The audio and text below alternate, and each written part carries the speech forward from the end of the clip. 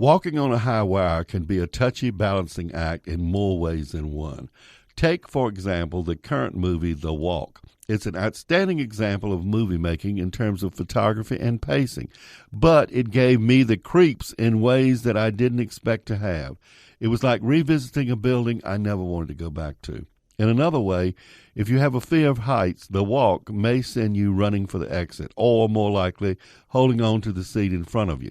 Shot from above, looking straight down from 110 floors, is in what was then the World Trade Center, is one of the few examples of how those pesky 3D glasses and that oversized IMAX screen could actually have some purpose.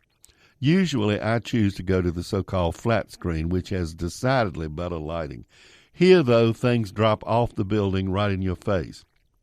The movie is ostensibly about French high wire walker Philippe Petit, who walked a wire from one tower to the other on August the 7th, 1974. But for me, it actually was more about, not about the wire walk at all, but more about the building. I couldn't escape the feeling of what happened to those buildings and to 3,000 people in them on September the 11th, 2001. It was like seeing a figure walk across ghost buildings. It was not a comfortable feeling. I was only in that building in the North Tower once in my life, and I can truthfully tell you the place had an ominous, creepy feeling about it. This was years before what we now call 9/11, and I know I'm in danger of having you think it's an afterthought on my part, but it's not. I felt it that night. The event was a party for Carol Burnett. First, you take an elevator to the 87th floor. It's so fast that your ears pop, and the elevator swings in the shaft as it goes up. I couldn't help but think about the movie, The Towering Inferno, which was about a fire in one of those high-rise buildings.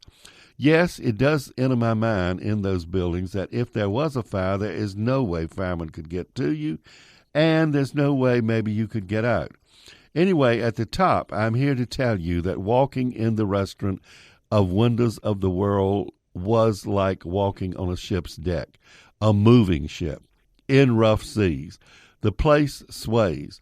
I've been in a number of high buildings, but I've never been in a building that moved that much, not even in an earthquake in Los Angeles.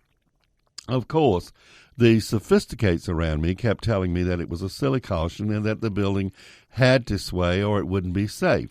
But it seemed a fragile building to me, and I left the party early, and I never returned, even though I was invited there several times.